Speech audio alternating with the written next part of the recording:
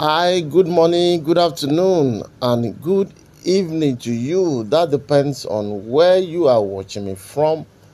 Right now, God bless you for joining me once again. As you know, that what we do on this platform is that we give you the update of things that is going on social media. We come here and we analyze them. So thank you for joining me once again. Yes, Baba Mohbad has come out again to speak, and this time around, it was kind of clarifications of some issues that have been flying around the internet space. And if you're the type that follow this case, you know there was a video that went viral on social media about the case of Mohbad, about 130 million naira that according to that video that they said they contributed for the justice for Mohbad. So people are already asking for the accountability of that money and a lot of issues around the issue of Mohbad. And that pathologist report that we heard from the inquest that the pathologist said the result was inconclusive and he cannot even defend that result. So those things were the things that Baba Mohbad actually threw some light to, and a lot of people ask questions about the reconciliation move by Wunmi and the rest, and other issues around the DNA, around the properties, and all those things were asked in this particular live chat with Baba Mohbad. So I want us guys to listen to the depth of all what Baba Mohbad had to say. At a point, Baba Mohbad blew out on a lot of people that have been castigating him, a lot of people that have been saying what is not concerning him and concerning this justice for Mohbad. So guys, let us go there and hear the full details from Baba Mohbad on his live chat with the Nigeria, or with the people that have been following this case. So guys, let's go there.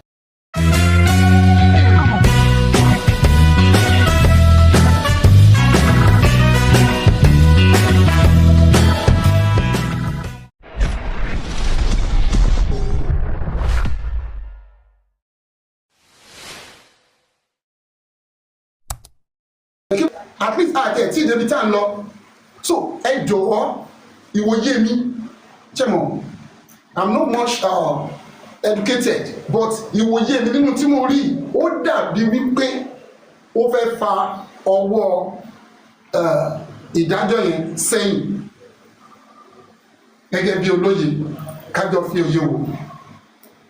So bí ìrìnàjò yẹn ṣe rí nìyẹn, so a gbọ́dọ̀ mọ̀ wípé ohun tí a fẹ́ ṣe kó lè dá ní ẹlòmíràn sọ pé àwọn negative wọn ò ṣiṣẹ́. Ṣé gbogbo ohun tí a bá ti ń ṣe ní abẹ́lẹ̀ ní ká gbé síta?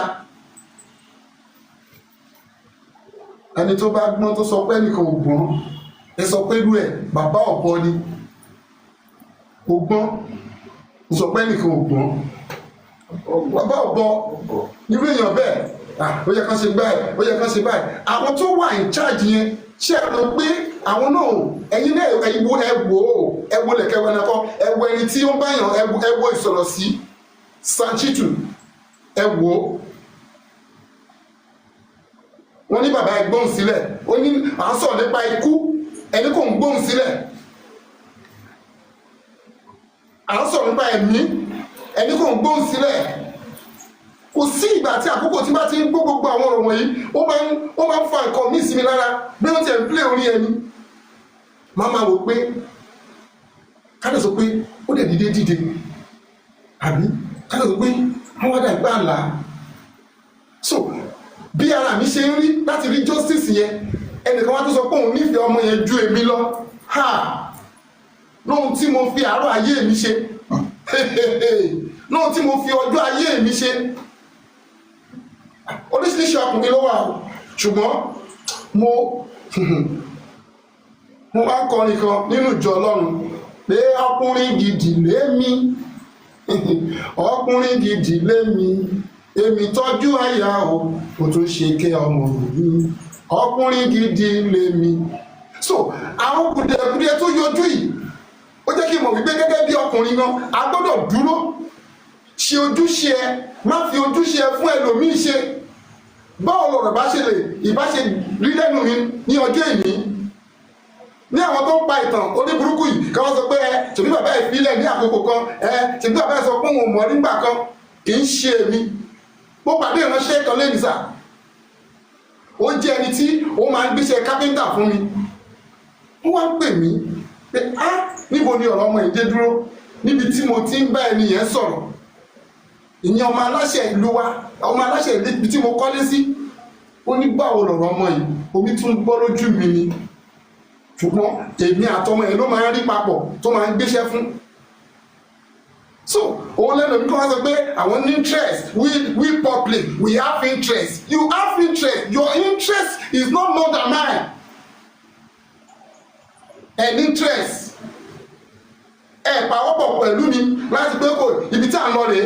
An interest ẹlòmíì àwọn pé 1 2 3 4 ó yẹ kó ti wọ́ọ̀kì báyìí. Ṣèbí Nàìjíríà náà lájọ wà. Abẹ́yẹ̀ òsì láyé nígbà tí mo petition lórí environment. Ṣèbí Nàìjíríà lájọ wà.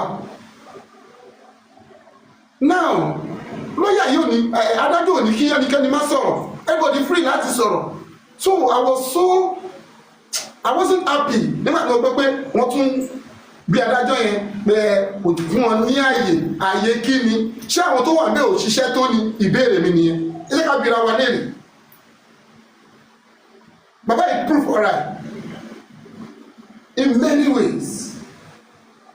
Jẹ́ ká wá summarize by ká sọ pé ọ̀rọ̀ Mohbad ó dàbí òwe.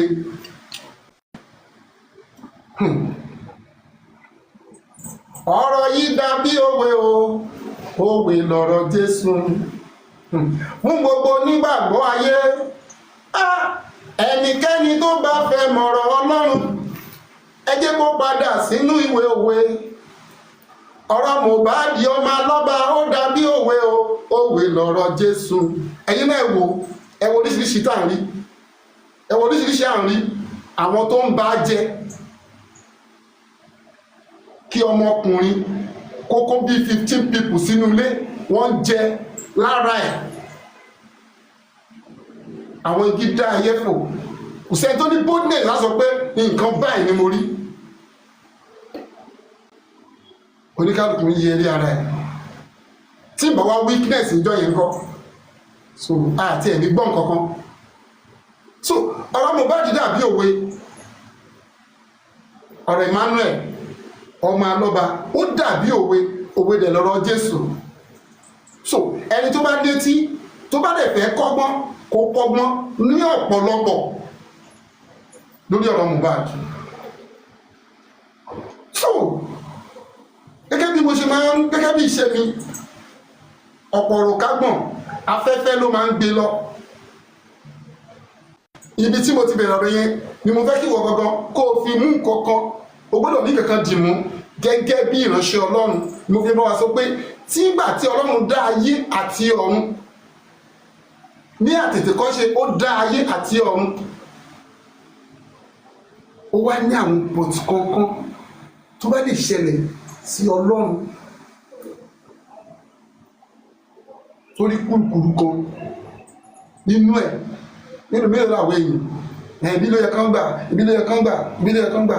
Ẹni tó bá gbọ́n jù lójú ara ẹ̀ bàbá òmùgọ̀ ni o. So àwọn ibi tó yẹ ká touch, èmi nígbàgbọ́ pé gbogbo obìnrin la ṣiṣẹ́ dé. Another thing, mo jí ẹ̀kọ́ tó yẹ pé ẹ̀kọ́ tí a fi kọ́ mi láti kékeré ni wípé ẹ jẹ́ kí n sọ ẹ̀kọ́ bàbá mi kẹtùfẹ́ lè kẹtù ṣe ọgbọ́n. Bàbá tó bí mi ló máa ń kọ́ mi ní ẹ̀kọ́ yẹn. Ní àkókò tí n bá dé oko, tí bá wá lọ sínú oko yẹn, mo láìkí fruit kan, mo wá kó pineapple lóríṣiríṣi, mo lè kó bí 7 torí pé dáàbì mi ò fi bẹ́ẹ̀ value ẹ̀ torí pé wọ́n máa sọ pé máa ń kàn wọ́n lẹ́yìn something like that. So tí mo wá ti wá kó bí 5 yìí, Friday láti máa dóko yẹn, màá wá kó ní sátọ̀dé yẹn pẹ̀lú pé mo ti jẹun tán mo wá lè mu pẹnápù yẹn kí n bẹ̀ bẹ 5 kí n bẹ̀ sí jẹ. Bàbá mi wọ́n wò mí jọ́ kan, ó ní Joseph, mo ní sà, ó ní ṣé mo mọ̀ pé nǹkan bàbá ẹni ó lè sọ̀yàn di olè.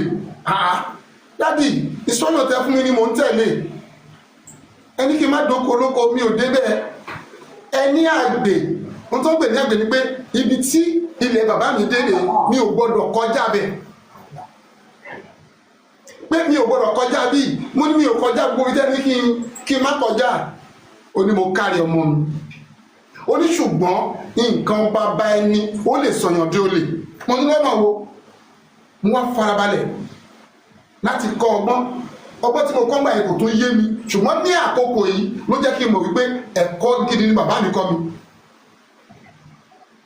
Báwo ni nǹkan bàbá ní tí lè sọ ní dolè? Ìbéèrè ńlá tí mo lọ́jọ́ náà ṣiṣẹ́ lé lórí.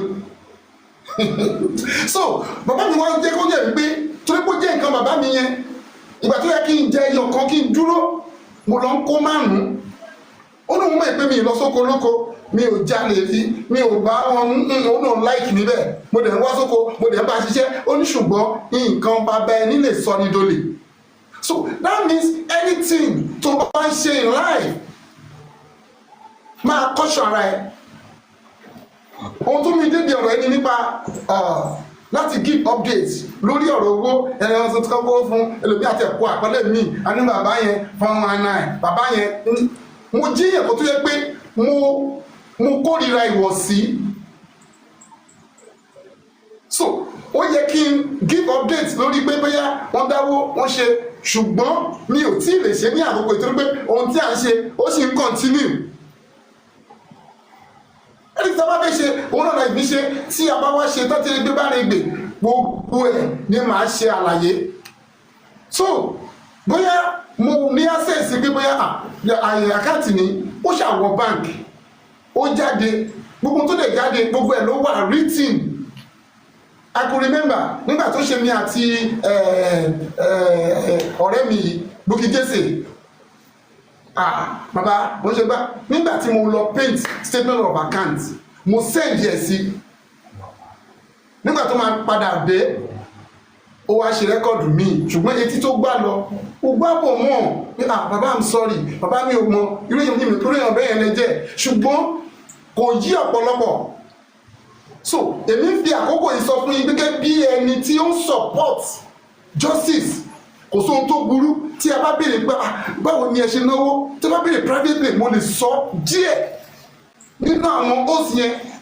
Mo really appreciate yín gan, people like Mommy Coffee, Mama Tuale, mo lè fẹ́ gbé ọwọ́ méjì fún yàn kan torí mi máa oh God, irú àwọn màmá yẹn ṣé tó bá pè mí wọn ò pè mí rí ní Daddy Mohbad kókó wá béèrè lọ́wọ́ mi pé báwo lè ti ṣe, máa ṣàlàyé fún un torí pé mo ti rí ọkọ ẹ̀, mo ti mọ orí èèyàn tó jẹ́, kì í ṣeku kì í ṣẹyẹ, ibi tó ń lọ ló lọ, ọ̀run dẹ̀ máa dá ẹ láre. Mélòó mo fẹ́ kà nú wọn? Bukky Jesse wà ń bẹ̀, obìnrin takuntakun, ẹlòmíràn bẹ ṣètùbọ̀ kọrin fún Bukky Jesse, ìwọ náà béèrè fún, màá kọrin fún ẹ náà. Iṣẹ́ tí mo gbà ní ẹgbẹ̀ ọdún bẹ̀rẹ̀ sí kọrin, mo ti ń kọ́ ká tó bí ọmọ yìí, ó gba lọ́wọ́ mi ni. So Bukky Jesse tí mo lè kọrin fún, ó fún mi ní nǹkan kí tó kọrin náà ni, because nǹkan ni màá fi sanwó níbi tí mo ti fẹ́ kọrin. Tí wọn náà bá fẹ́ rú ẹ̀, you are free láti bá mi sọ̀rọ̀. Mo really appreciate gbogbo àwọn òsì, àwọn Mr. Check-inch, oríṣiríṣi nǹkan ló máa ń ṣe fún mi, bóyá interpret nígbà máa kò wọ́ àmà tó wò nígbà míì pé màá tún dédé rí àláàtì fún ọ̀tí ẹ̀ ní pèmí rárá, èmi mo ṣe mọ́ wá sọ pé ẹ ṣé o, mo dẹ̀ gbé mo gbàdúrà fún yín, Mr. Yo, oh God, gbogbo yín mo really appreciate yín, Bukky Jesse, olórí ẹbí, gbogbo tí ẹ ṣe mo gbà ní àdúrà ní ìlọ́po ní rere, àwọn máa dá padà fún yín. Wọ́n lè gbé ọ̀rọ̀ yẹn wọ́n lè ká wọn lára pé kí ojú gbọ́dọ̀ tí bàbá yìí, ṣé wáyé kí n má lè sọ pé iye báyìí ni mo ná, kò sún tó burú. Ẹ pè mí privately pé báwo ni o torí tí ò bá yéèyàn èèyàn máa ń béèrè ni, kò sóhun tó burú nù yẹn tí mo dẹ̀ rẹ́dì láti sọ fún gbogbo yẹn pé ibi tí a dé rèé o because a ti jí ọmọ ìyá tí ẹ bá lè máa support mi dé level yìí nígbà tó rò pé ó máa tán ọlọ́run lòyìn ó sọ pé ó kù ìgbà tí wọ́n ló parí ọlọ́run sọ pé òun ṣẹ̀ṣẹ̀ bẹ̀rẹ̀ ni who am I ṣùgbọ́n ti rò pé bẹ́ẹ̀ kò ní pẹ́rẹ́ mi àwọn tó kó ọmọ mi dáńtọ́ fi ń gbógun tì mí wọ́n ti rò pé kò ní pẹ́ tán ṣùgbọ́n èyí wá dúró tì mí so ṣé màá wá rí yín sìn pé ẹ wá béèrè ẹyẹ tí ẹ béèrè kẹ́ pè mí ẹlòmíràn bàbá yẹn tó bá pè no bóyá ó bọ́ sí wrong time mo sì báyà kan sọ̀rọ̀ láìpẹ́ yìí ó ní bàbá nǹkan báyìí ló ń gbọ́ èyí tí n bá mọ̀ bẹ́ẹ̀ máa sọ ṣé ní òótọ́ ó máa padà jẹ́ òótọ́ tó yẹ pé irọ́ kan wà ń bẹ̀ wọ́n lè pè mí máa ronú sí nǹkan tí mo kọ́kọ́ sọ ayé onírò ò ní dáa gbogbo àwọn tó bá mọ̀ pé lórí ọ̀rọ̀ ọmọ Mohbad wọ́n fẹ́ fi dà mí láàmú ọ̀run máa bá tiwọn jẹ́ ni láti dà mí láàmú lórí ọ̀rọ̀ ọmọ yìí nígbà tó sọ pé pípé kòrónà pé ó stop àwọn kan lọ ń dunnú wọ́n ń dunnú pé ìdájọ́ òdodo ní tètè wáyé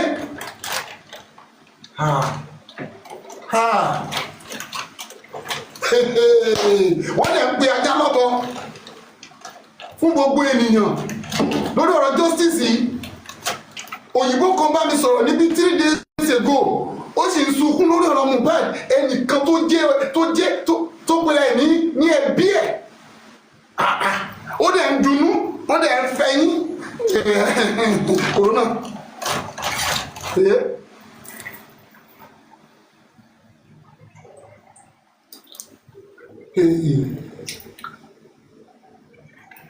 ó yà mí lẹ́nu bí àwọn tó súnmọ́ ọmọ yìí tó jẹ pẹ̀lú ọmọ yìí náà tó ń gbé nínú ilé ẹ̀ wọ́n ní bàbá ẹ̀ wọ́n ní bàbá òṣì ẹjọ́ kí ni mo ṣe ẹ bá mi béèrè lọ́wọ́ wọn bóyá tí mo débẹ̀ mo lu agbára míì ohun tí mo mọ̀ náà ni mo fi ń kọ́ wọn màá débẹ̀ màá gbàdúrà ní ẹ̀wọ̀n jáde òun mọ Ìbàdàn ṣé bá àwọn Ìbàdàn ṣe rí rèé ṣé àwọn Ìbàdàn tí ò mọ ibi tán lọ ṣọ́mọ mi ò ra mọ́ṣíìnì fún ẹ tó ní kó máa fi ránṣọ 15 people ó dẹ̀ ń jẹun ní àkàtà ẹnìkan ẹ̀ka ó tún kóra wọn Johnson ìwọ́n sọ pé I'm not a worker so I'm just from overseas nígbà tó wà ní láti overseas kí ni iṣẹ́ ẹ kí ni iṣẹ́ tó ń ṣe tẹ̀fí present síbẹ̀ lójoojúmọ́ ẹsẹ̀ gìrì ní àńjọ̀fẹ́ kú àmàrẹ́ nìkan ẹ̀yin ayé ẹ̀ máa kọ́gbọ́n lórí ọ̀rọ̀ Mohbad ẹ̀ máa kọ́gbọ́n gbogbo àwọn tó kó mọ́ra wọ́n padà di ọ̀tá ẹni tó ṣojú òdàbí ẹni tó ṣẹ̀yìn o wọ́n ní corona wọ́n ní wọ́n postpone till further notice àwọn kan náà fẹ́yìn wọ́n jubilate wo ẹni tó rẹ́ni gbẹ̀yìn ẹni tó rẹ́ni o òpé lè jẹ ní àárọ̀ ó jẹ lọ́sàn-án tó bá di ní alẹ́ ìgbẹ̀yìn láláyọ̀ ń ta máa rí tèmi ṣe tó bá di ìgbẹ̀yìn nínú àwọn tó ń dunú lọ́wọ́lọ́wọ́ yìí pé bí èdè justice fọmọ mi nínú àwọn tó ń dunú lọ́wọ́lọ́wọ́ yìí pé corona ti postpone wọ́n á sunkún gbẹ̀yìn ayé wọn ni ẹni bá yọ mí lẹ́nu bàbá yọ wọ́n lẹ́nu o ẹni bá fòòró mi bàbá fòòró wọn o láti fi kú ọmọ ìlànà náà ọ̀run máa dà wọ́n láàmú o olórí kan ló sọ pé ẹ̀dá yóò tó ṣe ìkà láyé ọmọ ìkùnà ìdáná ìṣàdúrà fún iṣẹ́ ọwọ́ ẹ̀ ni ò máa ṣe pé fún iṣẹ́ ọwọ́ ẹ̀ ni ò máa ṣe pé fún àdàbí tó bá yẹ pé mo ṣe ibi sí ẹnikẹ́ni nínú wọn ó lè padà sí mi lórí ṣùgbọ́n tó yẹ pé mo dúró nínú ọ̀rọ̀ Ọlọ́run ọ̀rọ̀ jáde o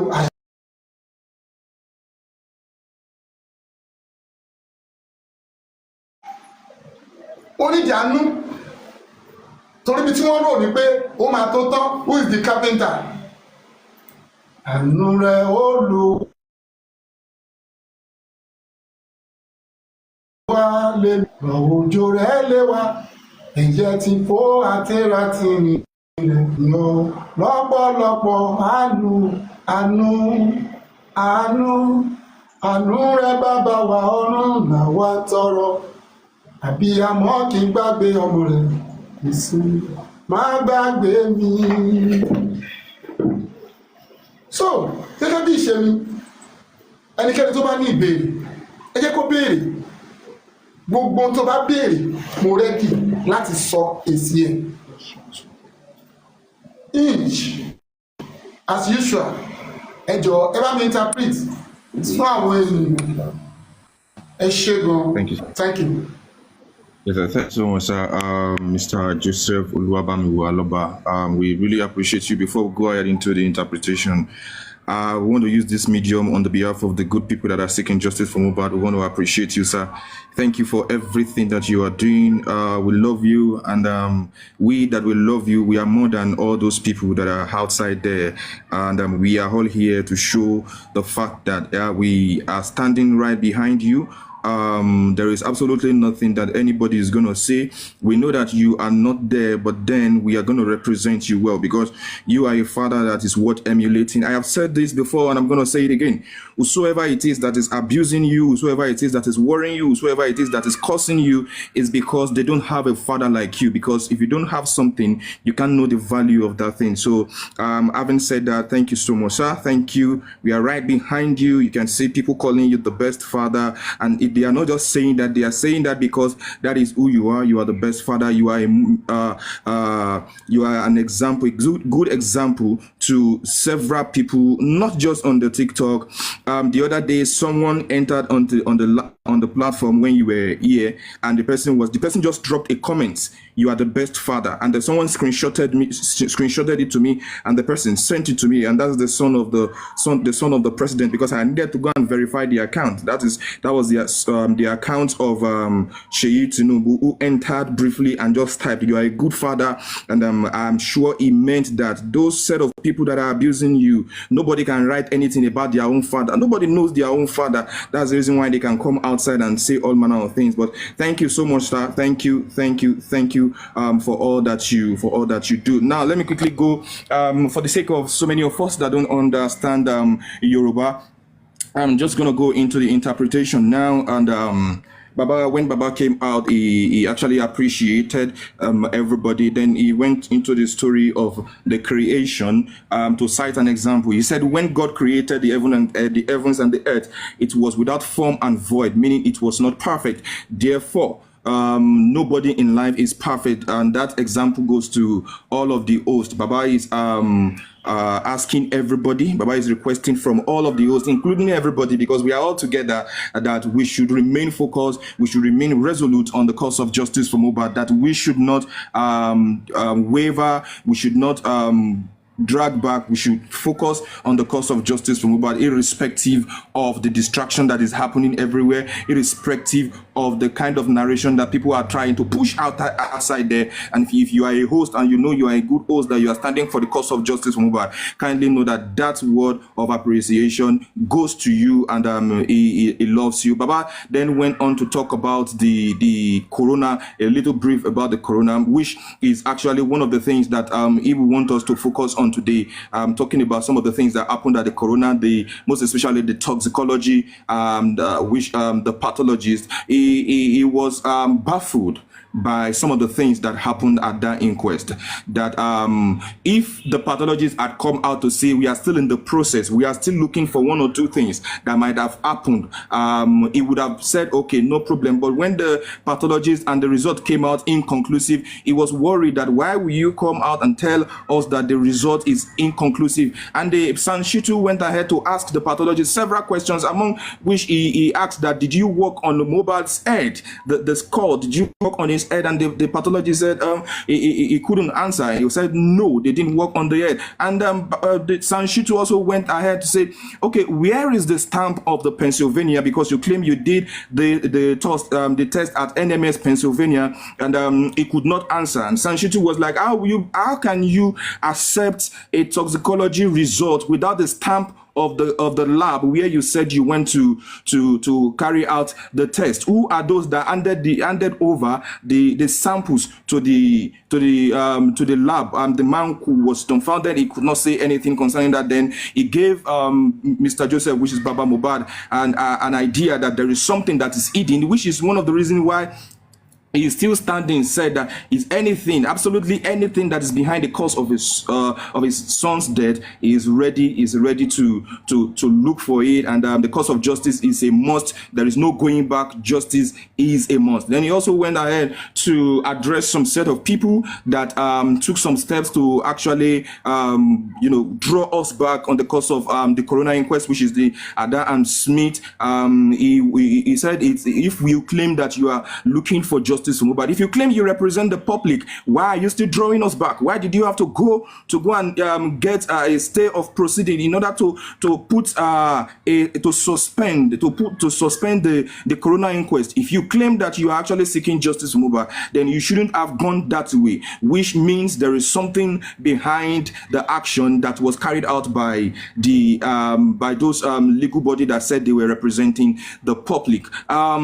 He also went ahead and said some people have been saying they are not coming out to say anything, and Baba went ahead to say it's not everything that we do behind the closed door that is going to be brought outside. He now went ahead to say a proverb: if you say you are the wisest person on earth and you think there is nobody that is as wise as you, then it means you are the most foolish person on earth. If you say, I'm quoting that again, if you say you are the wisest person on earth and you claim that there is no one that is as wise as you, then it means you are one of the most foolish person on earth. He later went ahead to say, if you say those people that are managing Baba, the legal team of Baba Mohbad, if you say they are not doing anything, then it means you don't actually know what you are doing. He also laid emphasis on some of the actions that came up at the coroner inquest when I think the magistrate was asked Sanshitu to calm down a little bit. Then Sanshitu responded by saying, we are talking about the death of a person here. You can't ask me to calm down. This is a murder case. This is an homicide case, and you can't ask me to calm down. Why? Because we are here to actually look for what happened to this boy, and we're not going to take a no for an answer, because it was even declared by the police, according to their report that they carried out earlier at the beginning of this justice for Mohbad, that it is an homicide case.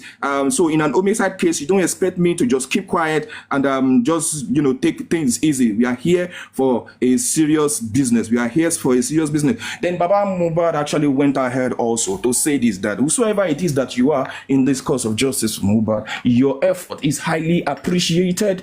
You are highly appreciated, but know fully well that your interest in justice for Mohbad, first justice, your interest cannot be more than mine.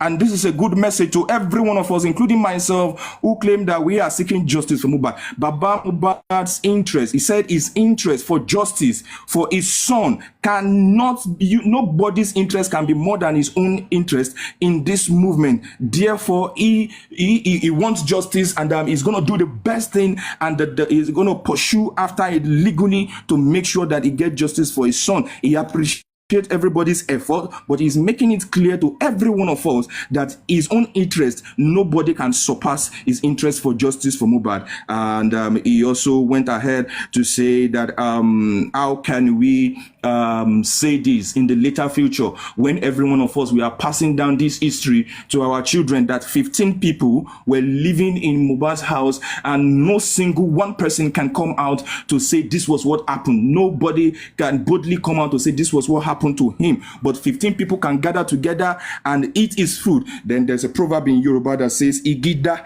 eyefo, meaning the branch of the tree is broken. Now the bird is flown away. As fly away. Pardon my stammering. Lesson. He said it's also a big lesson has flown away. The branch is broken. The bird has flown away. Thank you so much for that.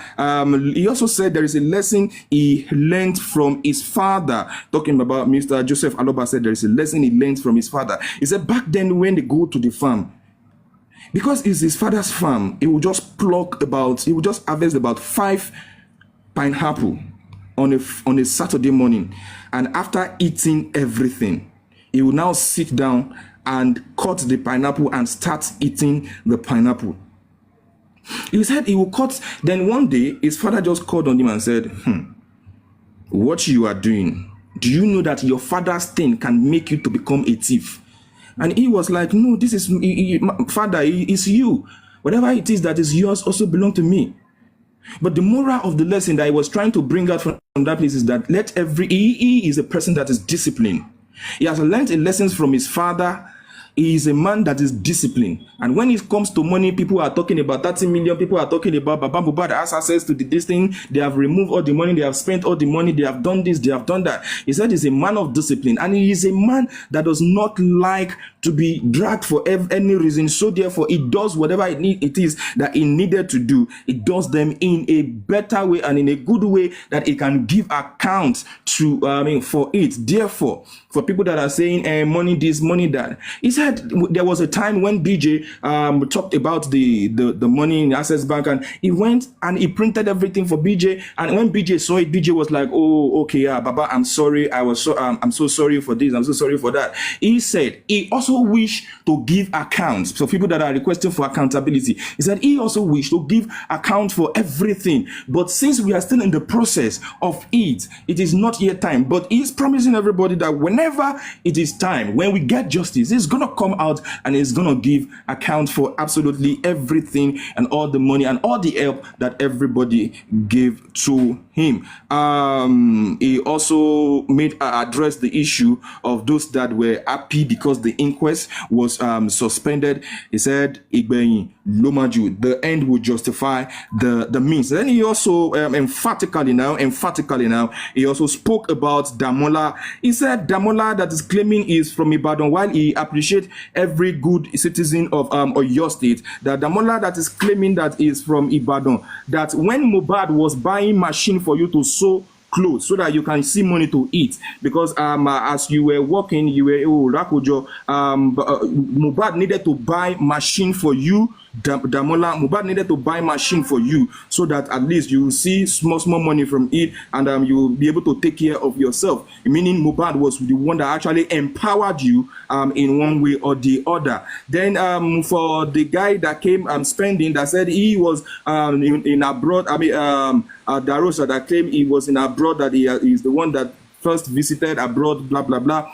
He said the end will justify the means. The end will justify the means. Therefore, we also spoke about the oaths. He said, please, every oath standing for justice for Mohbad truly should stand firm.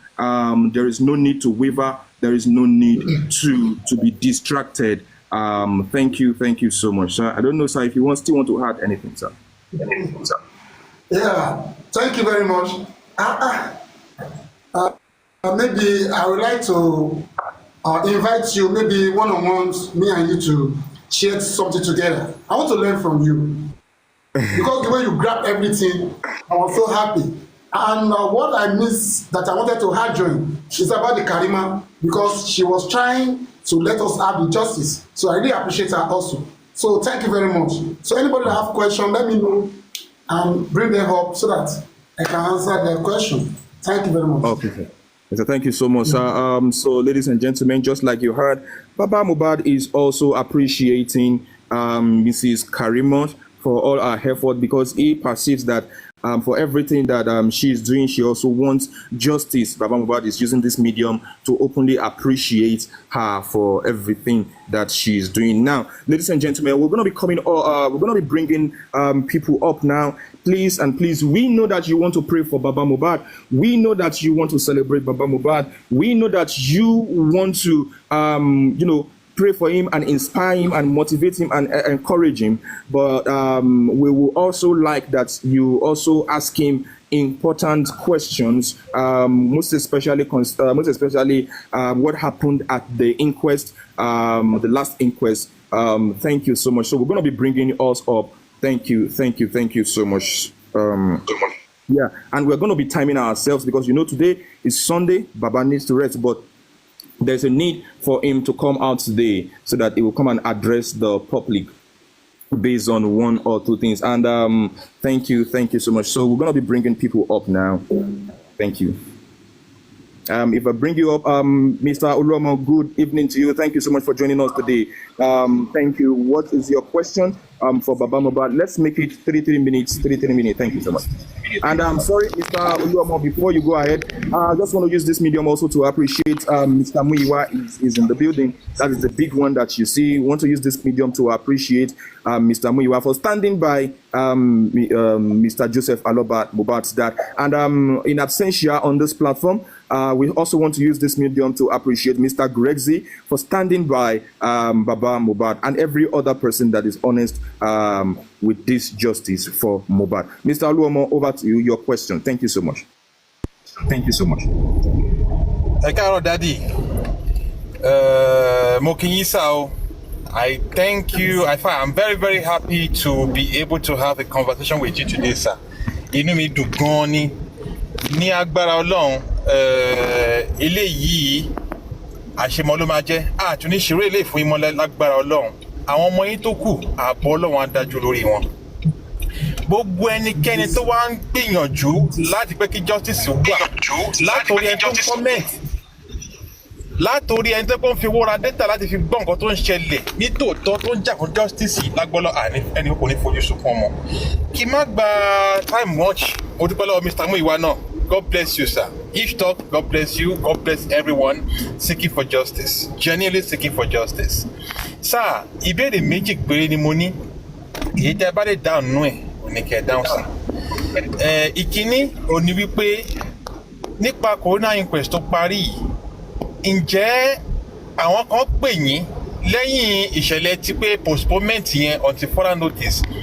Ǹjẹ́ àwọn kan pè, ǹjẹ́ ó lẹ́yìn tó pè yín tàbí àwọn kan tó pè yín pé dádì postponement yìí àwa la béèrè fún, ìdí báyìí la fi béèrè fún, ẹ má jáyà tí ń là ń ṣe? Ǹjẹ́ láwọn tó pè yín? Ìbéèrè kìíní nìyẹn.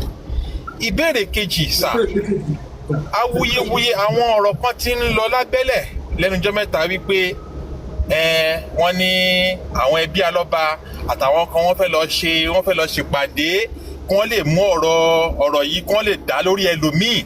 Mi ò fẹ́ dárúkọ ẹnìkankan, ṣùgbọ́n nǹkan tí mò ń sọ yìí mo mọ̀ pé ó ti máa yé yín. Mo fẹ́ kẹ́ ẹ bá wa tọ̀ mọ́lẹ̀ díẹ̀ sí ọ̀rọ̀ yẹn, sà, nítorí pé àwọn kan mọ̀rọ̀ sọ, àwọn kan náà dẹ̀ mọ̀rọ̀ gbọ́. Ibi tí ẹnu dé ẹsẹ̀ ò lè débẹ̀. Ẹlòmíì á gbọ́rọ̀ wọ́n á dẹ̀ gbé lọ jìnnà. Ẹ dákun tẹ́ bá lè bá a tọ̀ mọ́lẹ̀ sí ọ̀rọ̀ yẹn, sà. Ẹ ṣé gan, sà. Ẹ jẹ́ kí n dáhùn ìkejì yẹn náà lọ́sẹ̀ ìkejì yẹn. Kò sí ẹnikẹ́ni kan tó bá sọ̀rọ̀ pa pé ẹbí Alọ́ba, àwọn kan náà máa sọ táwọn kan tí mò ń gbọ́ pé àwọn ẹbí Alọ́ba mọ̀ sí, gbogbo náà ló mọ̀ sí, wọ́n mọ̀ pé kinní kan àwọn kan ló ní, kinní kan wọ́n ti mọ̀ tẹ́lẹ̀tẹ́lẹ̀. Ẹ jọ̀ọ́, kò sóhun tó jọ bẹ́ẹ̀, mi ò mọ̀ sí anything. Now nígbà tí corona stop, kò sí ẹni tó pè mí sí àkíyèsí kankan. Ìjẹ́ ń sọ fún pé bó tiẹ̀ fi mí lọ́kàn balẹ̀, kò sí ẹnikẹ́ni tó pè mí. So bí gbogbo ẹ̀ bó ṣe jẹ́ nìyẹn. So tó máa ń sọ̀rọ̀ nípa pé bóyá ẹbí Alọ́ba mọ̀, ẹbí Alọ́ba ò mọ̀. Hello, tó náà sọ pé gbogbo ẹbí wọn ló mọ̀, gbogbo ẹbí wọn. Ẹbí Alọ́ba ò mọ̀ o, kò sẹ́ni tó mọ̀ nínú ẹbí wa o. Ẹ tó bá dẹ̀ wá bá yín sọ̀rọ̀ tí ò kárí Alọ́ba, tí ò sàlọ́ba lórúkọ ẹ̀, ẹbí léèrè o. Kò sí ẹbí Alọ́ba tó mọ̀ o. Àmọ́ ẹni tí o mi ò lè mọ̀ kí n máa tara mi o, kí n máa tó màá mẹ́ni tí ó pọ̀ mọ́ mi. Sá. Dádì, ẹ má bínú, sà. Nǹkan tí wọ́n ń sọ ni wípé ẹ̀yin gangan ipẹ́ yín gangan àti gbogbo fámìlì bí ẹ fẹ́ jọ ṣe ìpàdé àwa táwa mọ̀ pé irọ́ ni ṣọ́rọ̀ mi yé yín dádì àwa tá a mọ̀ pé ọ̀rọ̀ àhesọ lásán ni ṣùgbọ́n a kò fẹ́ kẹ́ bá wa tọ̀ mọ́lẹ̀ sí pé kò sí nǹkan tó jọmọ́ bẹ́ẹ̀ ṣe gbọ́ sà wọ́n sọ nítorí yìí pé ẹ̀yin fúnra yín bẹ́ẹ̀ fẹ́ sọ̀rọ̀ yẹn fẹ́ ṣe bí tí àwọn fẹ́ da ọ̀rọ̀ yẹn lé orí ẹlòmíì àwa tá a bá mọ̀ pé rọ́ ni sà ṣùgbọ́n mo fẹ́ kó jẹ́ látẹnu yín kẹ́ bá tọ̀ mọ́lẹ̀ sí dádì. sà ilé ẹjọ́ ló máa sọ pé báyìí ni kò ṣe bẹ́ẹ̀ mo fẹ́ kẹ́ mọ̀ pé bíbélì tí èmi kà ó ní ológun ní olúwa olúwa ní orúkọ.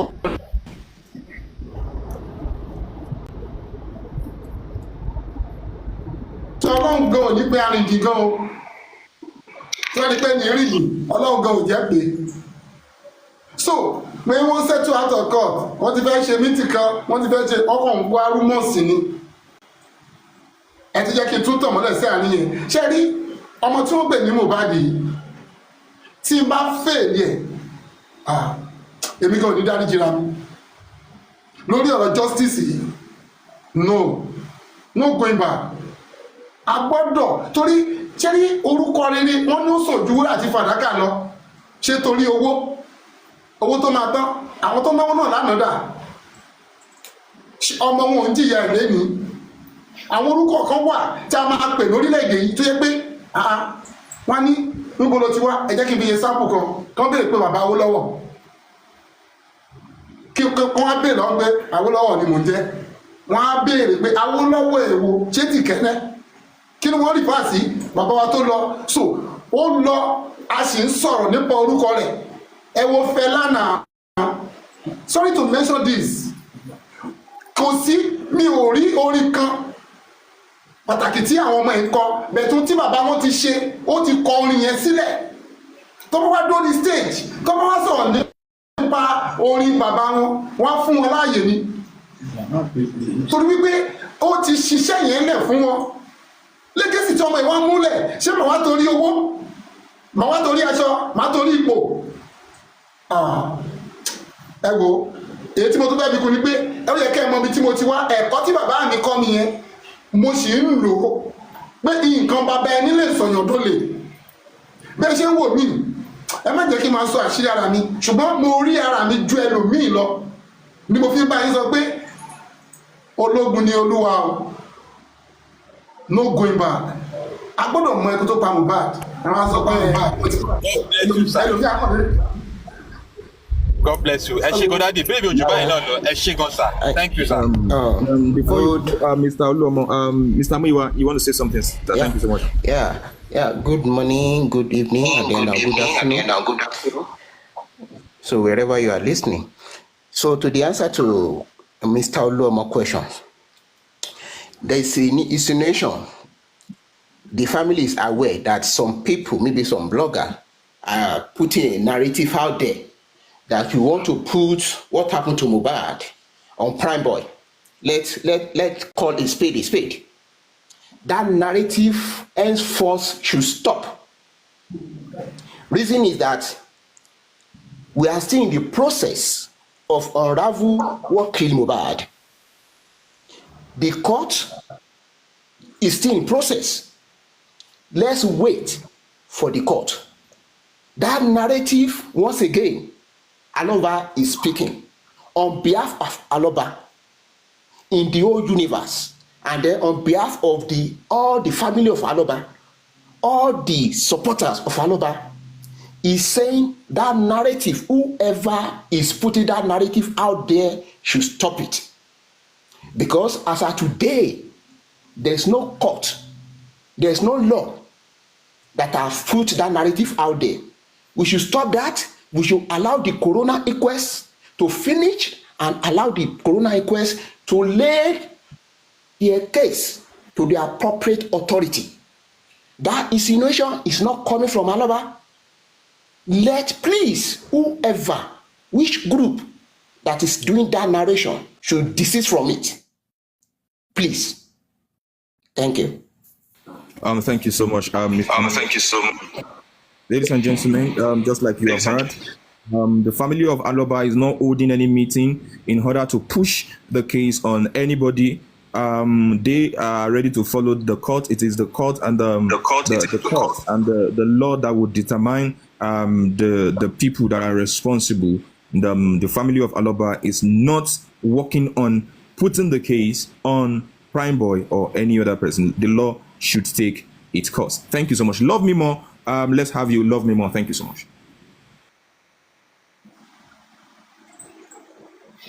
Love me more. Are you there? Okay, while we are waiting for Love Me More, Mr. Vengeance, are you there? Mr. Vengeance, let's have you. Thank you so much, Mr. Vengeance. Good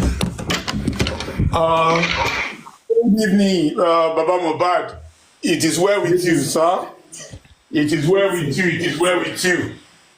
God shall continue to bless you. Èmi máa ń sọ kankan. Mo ní pé ọba aládé ayé yìí, ó wá sọ́dọ̀ yín, Baba Mohbad, àní kò rí okòó mú lọ. Àwọn ọmọ ọba aládé òun làwọn tó ń jambula inú tí wọ́n ní Baba Mohbad ṣe gbá, Baba Mohbad ṣe àwo. Ṣé rí àwọn tó ń criticize Baba Mohbad? Àwọn nígbà tí Ọlọ́run dá àwọn òtí ayé ní ọjọ́ kẹfà, Ọlọ́run dá ènìyàn. Ọlọ́run wá ní pé gbà tó ń bojú wọlẹ̀, ó ní inú òun bàjẹ́ nítorí òun dá ènìyàn. Kì í ṣe gbogbo ènìyàn Baba Mohbad. Àwọn tó ń criticize yẹn gẹ́gẹ́ gan, Ọlọ́run bojú wò. Gbà t'Ọlọ́run rí wọn, tó rí èrò inú wọn, àwọn ẹ̀ ló ń ba inú Ọlọ́run jẹ́. Ṣé you understand? Wọ́n ní ta ni wo òkè ńlá níwájú Ṣeun Bábẹ́lì, wọ́n ní òun di pẹ̀tẹ́lẹ̀. Kò sí ẹnikẹ́ni tó takò yín nínú justice of Mohbad yìí tọ́lọ̀ ò ti fi wọ́n ṣe ẹlẹ́yà. Ẹ má ìka máa dárúkọ. Ẹ̀sìn ti bá wọn gbó wọn. Àwọn gbogbo pátá tó ń jó tì yìí kò sí eléyìí tí ò tí ì ṣẹ̀sìn. Gbogbo wọn ló ti lulẹ̀, ni wọ́n ti fara gbálẹ̀, ni wọ́n ti fara yílẹ̀. Baba Mohbad nínú ìwé Joshua orí 10 ẹsẹ̀ 12 nígbà tí Joshua tí àwọn ọmọ Ísírẹ́lì tí wọ́n gbà wọn bọ́ra ìtìjà Joshua ti sọ fún oòrùn ó ní kí oòrùn kó dúró náà títí Ọlọ́run yóò fi fún wọn ní ìṣẹ́gun. Baba Mohbad ìjọba ìpínlẹ̀ Èkó àti Nàìjíríà wọn ò lè ní ìsinmi àfi tí wọ́n bá fún yín ní justice ẹ lọ kọ sílẹ̀. Ìsinmi ti jìnnà sí wọn. Ọlọ́run ti wà lẹ́yìn yín Baba Mohbad. Kò sí ẹni tó lè dojúkọ yín. Ọlọ́run alágbára òun ló wà lójú ìjà. Ó ní pé ogun àwọn ọmọ Jíìdì tẹ̀yìn rí lónìí yìí. Ó ní ẹ kò ní jẹ́ kí yóò rí wọn mọ́. Lóòótọ́ ni wọn ò sì rí wọn mọ́. Ẹni tí wọ́n ní pé àwọn public lawyers, clinical lawyers, ni wọ́n ń pa mí ni. Ta ló lè kojú Ọlọ́run níjà? Ta ló lè gbógun Ọlọ́run níjà tí Baba Mohbad wọ́n máa tẹ́ni. Ìdí ìbàjẹ́ ni wọ́n wà. Ìdí ìbàjẹ́ ni wọ́n wà. Ọ̀nà àti dá justice yẹn rú ni wọ́n wá Baba Mohbad. Wọ́n fẹ́ gba kéèsì yẹn láti tà fún àwọn tó máa ń fi owó ra nǹkan láti bàjẹ́. Ẹ wo public universities wa, ẹ wo nǹkan tó ń ṣẹlẹ̀ níbẹ̀, ó ti dàrú. Ẹ wo NEPA.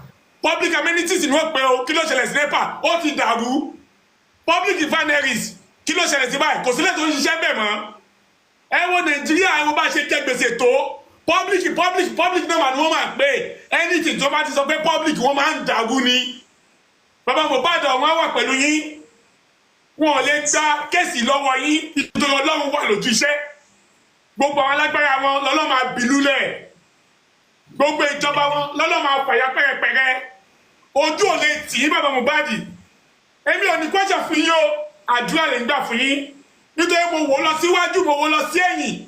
Mi ò rí àṣìṣe kankan nínú ohun tó ń tẹ́ ṣe. Ènìyàn ẹlẹ́ran ara ni wá, ènìyàn ẹlẹ́ran ara ni yín. Kò sí ẹni tó jẹ́ Ọlọ́run nínú wa. Kò lè sí kí ó wà sí àṣìṣe díẹ̀díẹ̀. Ṣùgbọ́n ó ní ìbùkún ní fún ọkùnrin náà tí Ọlọ́run kò ka ẹ̀ṣẹ̀ sí lọ́rùn. Baba Mohbad, Ọlọ́run ò ka ẹ̀ṣẹ̀ sí yín lọ́rùn. Tàwa ló fẹ́ ka ẹ̀ṣẹ̀ sí yín lọ́rùn bí kò ní pé kó tẹ́. Ọkàn yín á balẹ̀. Eléyìí ní tó rẹ́rìn-ín tí wọ́n ní pé àwọn suspend corona tó lọ náwó bí ọwọ́ áyán tó náwó bí ọwọ́ aláǹgbá ní mọ́tò tó ti fi pẹ́pẹ́yẹ tó mì lórí bí ẹyẹ aláǹgbá. Ẹ má wọrí ẹkún ẹ̀ ó ń bọ̀ láìpẹ́. Ẹkún ẹ̀ ó ń bọ̀ láìpẹ́. Freedom ẹ̀ Ọlọ́run máa take away from her.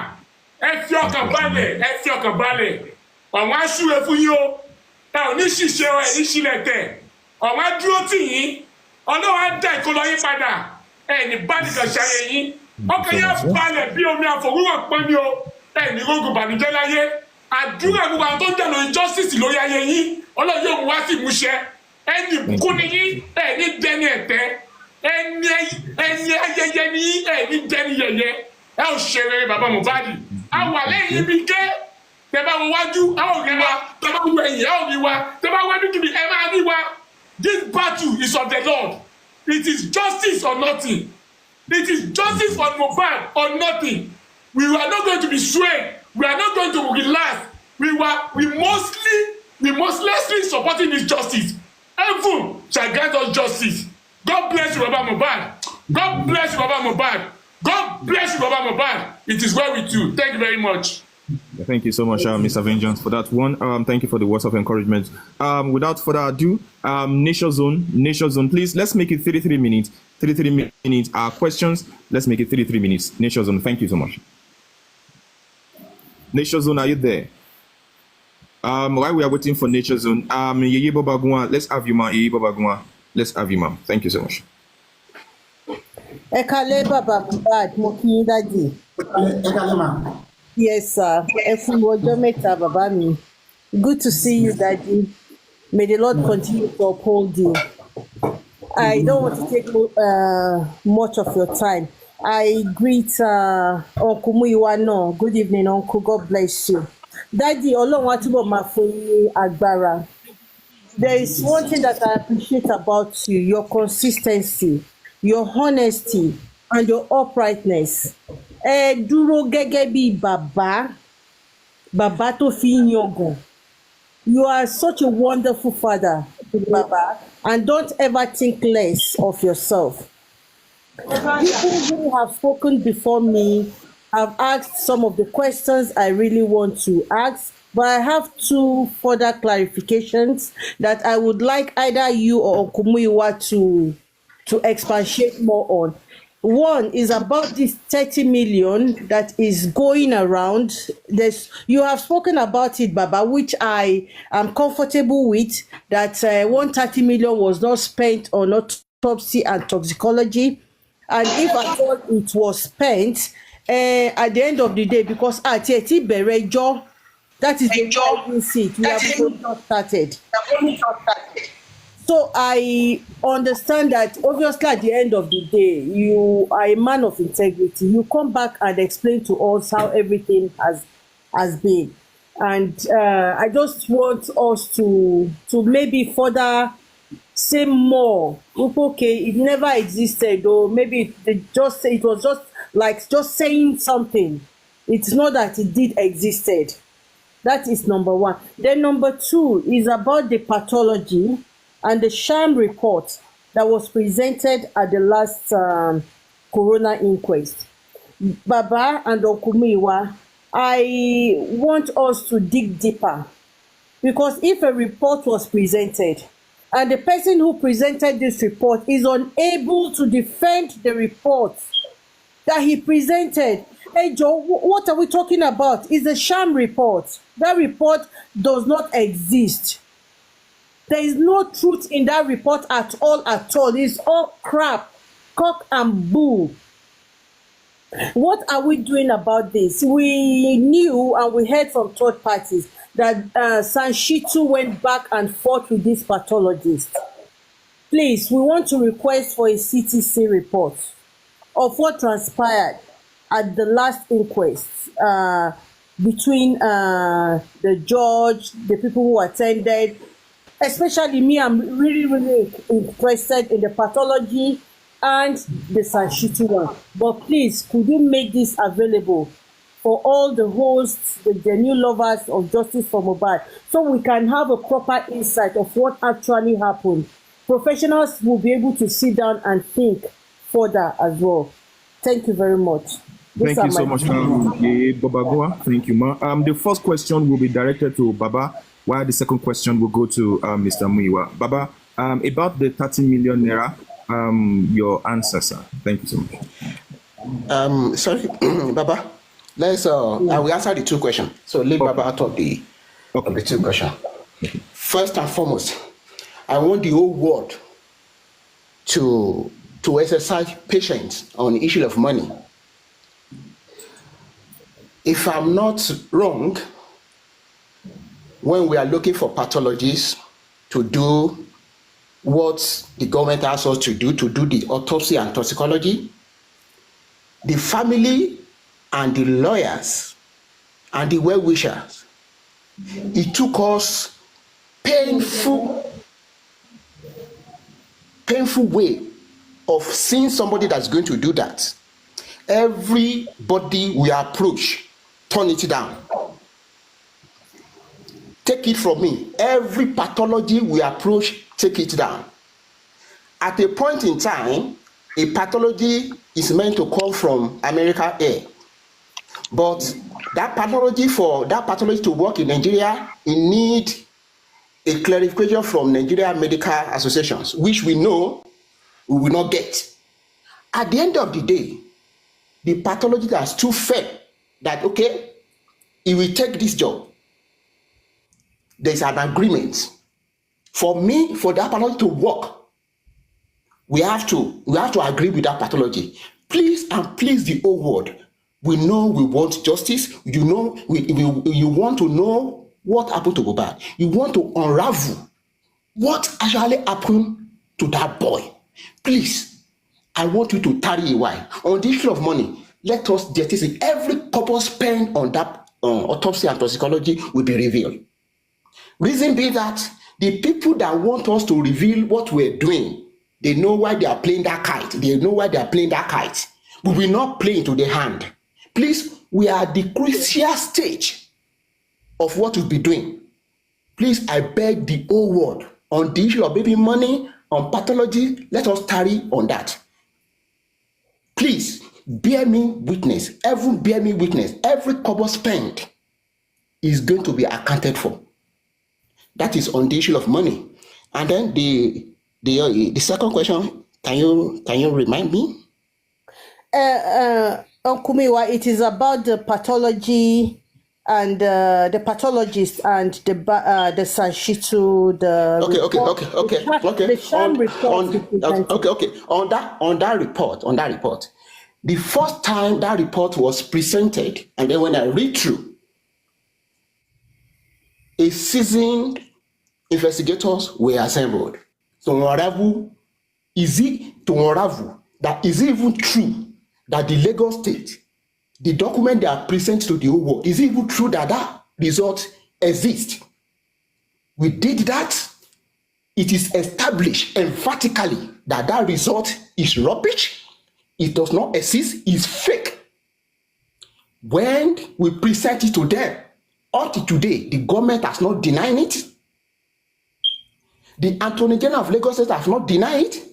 The Commissioner of Lagos State has not come out to defend what he said. Up to today, it is 3 months. Over 3 months, that result was presented to the whole world. The pathologist has been refusing to even come and defend it. If not because of the effort, the pressure we put on the court, on the coroner inquest, that you present something to the whole world, you should come. But when they came, just as we know that there's nothing there, they couldn't even defend, because you can't defend defendable. On the CTC, we will try our best to get it out. But it is on record that results were not existing anyway. So that was the reason from the onset we requested that we should have our own. And therefore, the people who want to truncate what we're doing, please, we will not play into their hand. They don't know anything. They don't know what we'll be doing. And then at this point in time, it is crucial. The result will be out soonest, and then we will unravel what actually happened, the truth of what happened. Thank you. Yeah, thank you. Thank you. Yeah, sorry, Deish. I just want to clarify. Thank you very much, Okumiwa, for clarifying this in a more detailed manner. The reason I asked one of the first questions is just to disabuse people's mind from peddling fake rumor about this 30 million. I just want to say, please, please, and please, let us exercise patience. The family handling this issue are not fools and they are not dubious. Let us continue to pray that the whole truth come to limelight. We've all heard with our ears. They are not going to disclose further and talk about the issue of 30 million until everything is sought and dusted. Thank you very much. And regarding the pathologists and they are not able to defend the report, I want to say that let us continue to talk about it. It is a shame that a pathologist can put his license on the line to come and say things that he absolutely knows nothing about. That is to say, they just copied and pasted a report that does not belong to Larry Oluwa. And it is sad if we allow them to take us for a ride. Thank you very much, everyone. Thank you, Baba Mohbad. The Lord will continue to uphold you. I love you guys. God bless you, sir. Thank you so much. I really appreciate you. Yeah, thank you so much, Yeyigo Bagunwa. Thank you for those lovely questions. Really appreciate you. Love me more. Over to you. Love me more. Over to you. Thank you so much. Love me more. Yeah. Good evening, everyone. The Ish and Uncle Miwa, Baba Mohbad. We love you so much. The Lord is your strength, and He's your shield and your buckler. No weapon fashioned against you will prosper, and every tongue that judge you will be condemned. As far as I'm concerned, you are my hero. You are the father that a lot of us never had. The Lord is your strength, and at the end of the day, we'll get justice. I only have one question that I saw recently, and I saw it on a platform of one of your beloved hosts. And the question is that Black Widow, I don't call her name. I don't want to call her name. I call her Black Widow. That is who she is for me. That she wants to have a word with, she wants to see you through her lawyers. I want to know how far that is true, please. Well, concerning that, there's nothing, I don't have a conversation with anybody. Nobody told me anything. I didn't know whether they have discussed with my lawyer, but the information is not passing to me. So, okay. The reason why I asked this question is whatever she has to say, she has to direct it to your lawyers. Don't have any. For me, it's too late. It is too late. It is too late. We don't want to have anything to do with her. It is too late. Okay. That's my own question, and you have made it clear that there's nothing like that, and I appreciate that, and I will take your word for what you have said. Thank you. Thank you so much. Love me more for that one. Mr. Miwa, I don't know if you want to add one or two things to in response to the question, Mr. Miwa. Thank you. Love me more. Yeah. Thank you so much. A lot of people just bring a narrative that does not exist anywhere. For the Wunmi, Adebanjo, the Aloba is still standing on their feet. And then the simple question we are asking you is not dialogue. We are asking you, tell the whole world, not the Aloba. Tell the whole world, because you have the patient attitude of coming out, telling your story to everybody, and then maybe you are writing. Tell the whole world what happened to the husband of your youth, so claimed by you.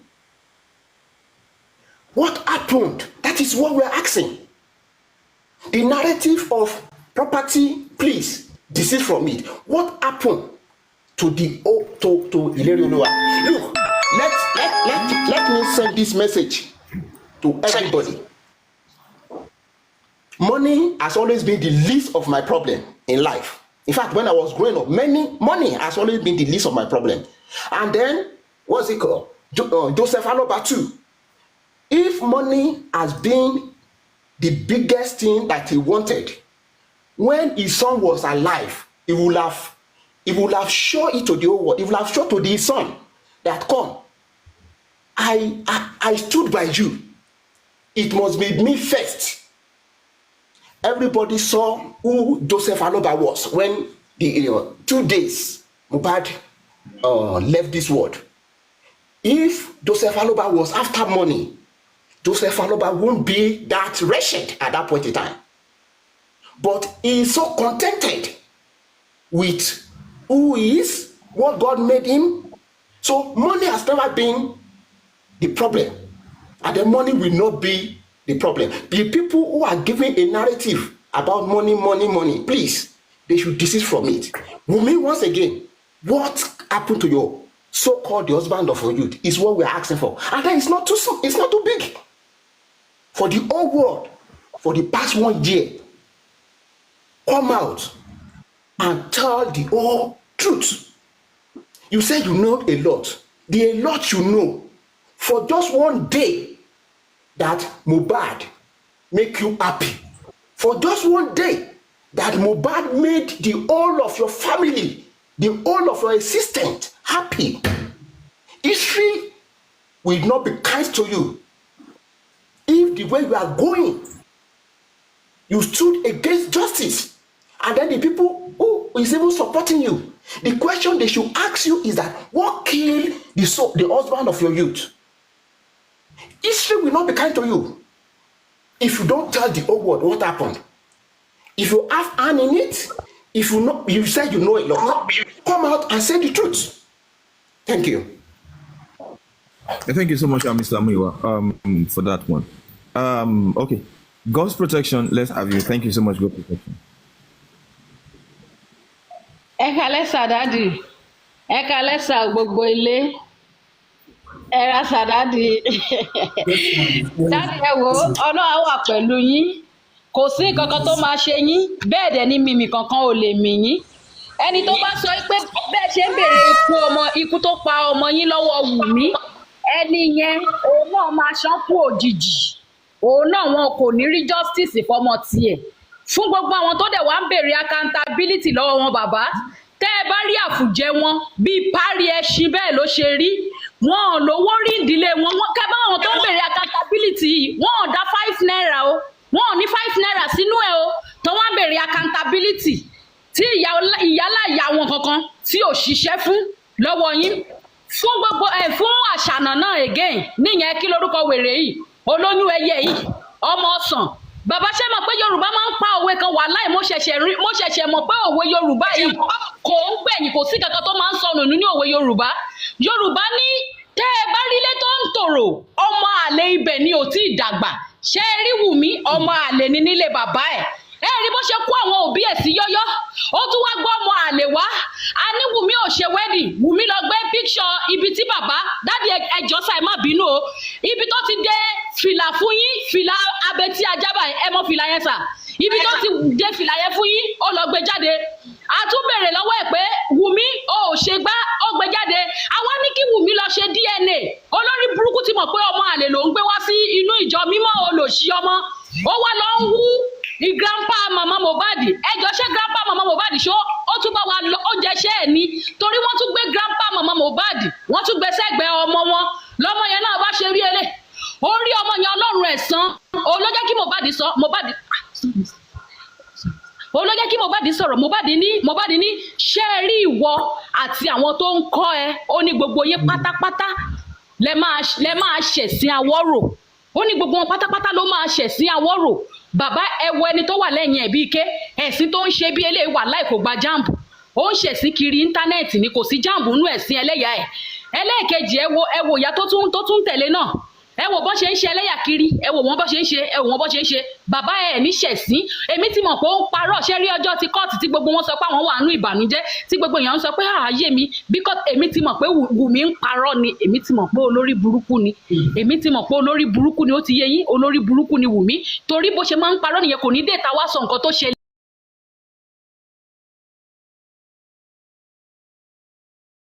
pathologist tó ń ṣe pathologist fún wọn ní ẹ̀fàyà nǹkan tó mú jáde result ti ẹ̀fàyà ló gbé jáde wá sójú ayé. Ó ti gbàgbé pé real life ló ń wà.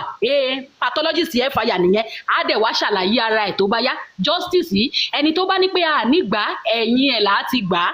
a máa rí justice yìí gbogbo property èmi onítèmi o I'm fighting for Mohbad property ò lè lọ sọ́dọ̀ ọmọ tó jọ bàbá 70-50 odidi ìwọ ọmọ ẹyọ kan kó dẹ̀ jọ bàbá àdúgbò báyàn gbé bí eléyìí ó fẹsẹ̀ jọ àyàn ó forí jọ Samilari ó fìfún jọ kínní ó fẹsẹ̀ jọ kí ló dé Ṣógunláyé ni wọ́n tún lọ gbé ẹ̀rẹ̀kẹ́ ibi tẹ̀rẹ̀kẹ́ ti dàbí ṣípàzìn wọ́n ló jọ ìyá Mohbad ẹjọ́ ẹ gbà wá lọ́wọ́ Ọlọ́run DNA yẹn ó máa ṣe ó fẹ́ ó kọ̀ ó máa ṣe DNA yẹn ó máa ṣe wọn tí bí ìyá ẹ̀dá ṣebí ó jó ní court ibi tí mo ti mọ̀ pé Ọlọ́run àtijọ́ ló ń pẹ́ mú ni ó jó ní court ọjọ́ kejì náà release the voice note Abọ́sẹ̀dé ó tún fò jáde bí òkété àṣírí wèrè tú wèrè onísinmi ọkàn wèrè ò bá balẹ̀ dádì ẹ wò ẹ̀yin ẹ máa ọkàn yín máa balẹ̀ òun ẹnu ẹ̀ náà wà yẹn ọmọ tí ìyá ti kọ̀ ìyá ẹ̀ ti mọ̀ pé olè ni ìyá ẹ̀ olè at least tọmọdé tó bá pa ẹja adajẹ tó bá pa kínní adajẹ wèrè pààrọ̀ gidigba ìyá ẹ̀ jápa lọ sáàbùrọ̀dù olórí burúkú ìyá tó ní gan ìyá jígúṣì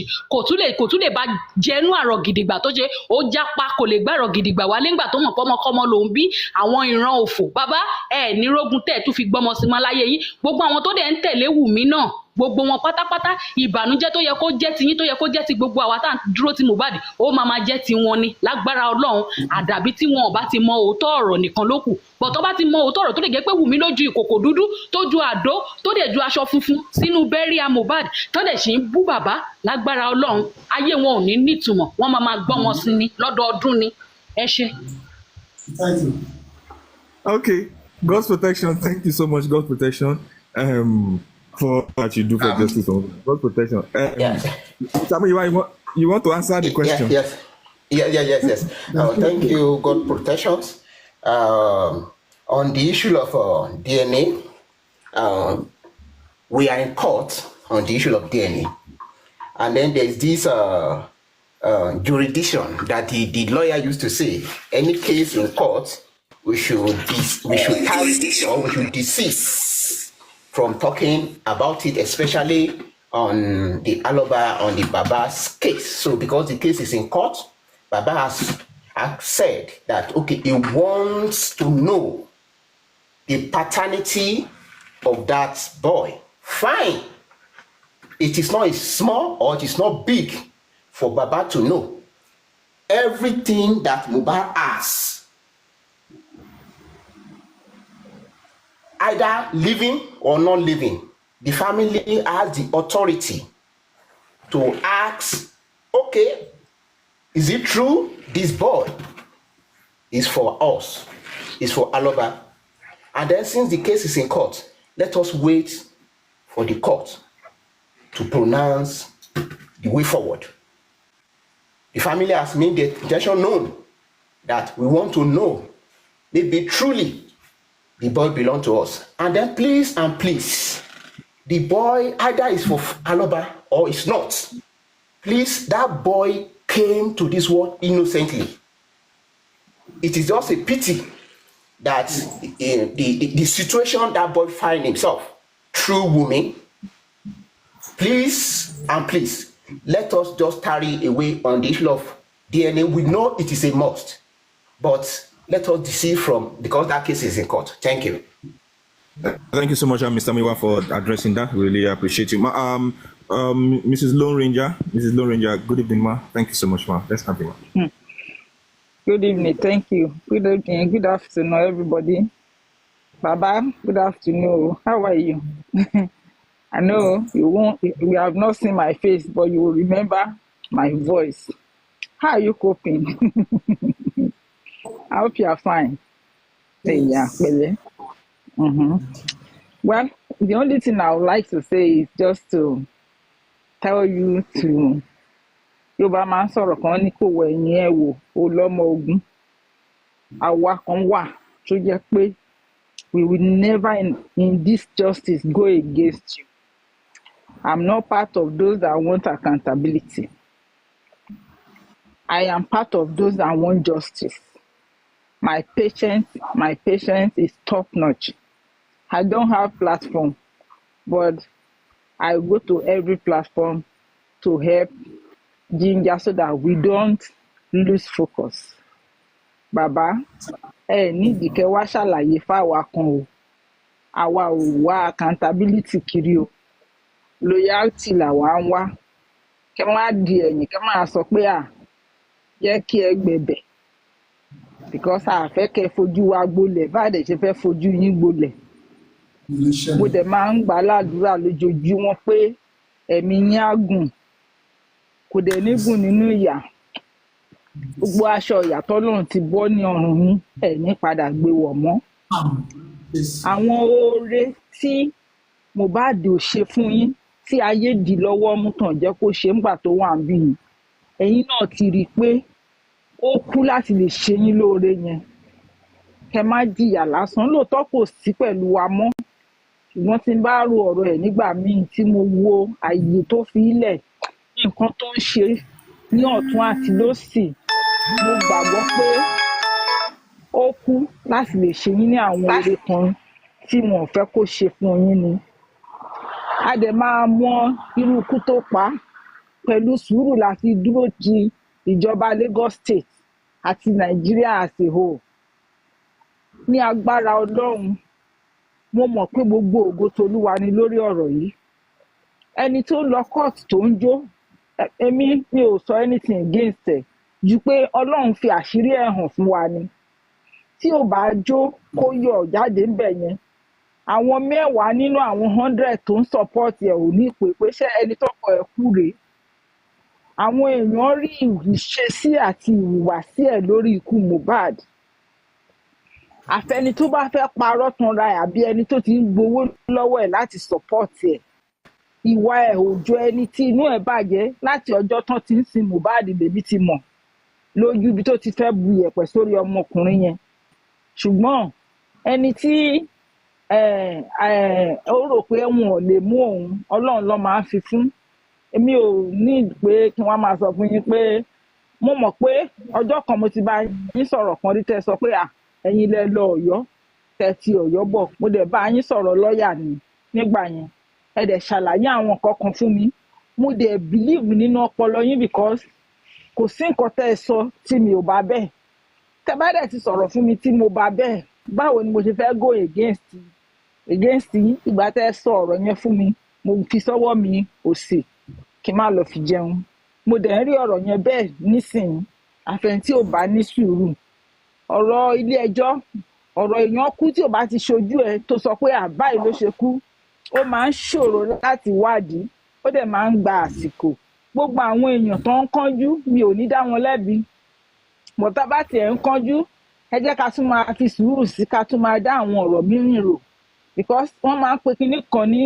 logic and thinking tó bá ń rò ó tún fi logic sí pé ok tí n bá rò pé ó máa gba ọ̀tún tó lọ gbòsì ńkọ́ so when once court is going ní gbogbo àgbáyé kò sí pé wọ́n máa sáré dé wúrúwúrú to the answer and àdúrà tèmi ṣáà ní pé by the end of this case tá a bá máa gba judgement wọn ò ní fi ẹnì kọ̀ọ̀kan wá ṣe àwárí a máa gba gbogbo judgement yẹn positively ní gbogbo àwọn tó kọ́wọ́ jọ tó pa ọmọ yẹn gbogbo wọn máa lọ ṣe ẹ̀wọ̀n wọn dẹ̀ ní ṣerú ẹ̀wọ̀n Bobrisky ẹ̀wọ̀n gidi òun náà máa ṣe Ọlọ́run á dẹ̀ dojú ti gbogbo alágbára wọn tó ní wá lára ẹ pẹ̀lẹ́ bàbá kò sẹ́ni tó lè nífẹ̀ẹ́ Mohbad jù yín lọ àwa kan ò tiẹ̀ mọ̀ kó tó kú ṣé àwa tá a mọ̀ kó tó kú la máa nífẹ̀ẹ́ jù yín lọ ní because kó tó kú tó wà láyé yìí mi ò ń gbóni ní Naira Marley because nínú ọkàn mi kẹ́ bèrè lọ́wọ́ mi ìgbà tiẹ̀ gbogbo àwọn ìwà ìdọ̀tí tí wọ́n wù láti iléeṣẹ́ yẹn kò jẹ́ kémi láìkí ẹ̀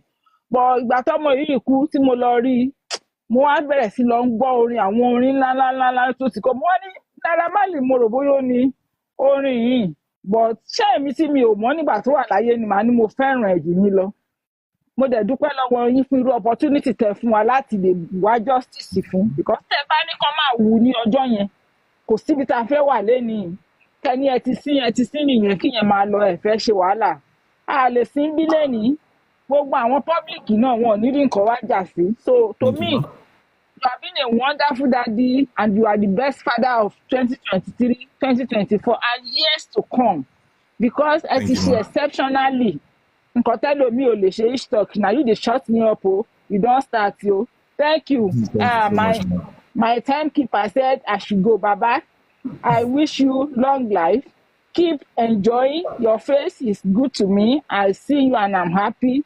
I love the way you are shining. Oh, ní padà dẹni ilẹ̀ lórúkọ Jésù. Thank you, sir. Bye.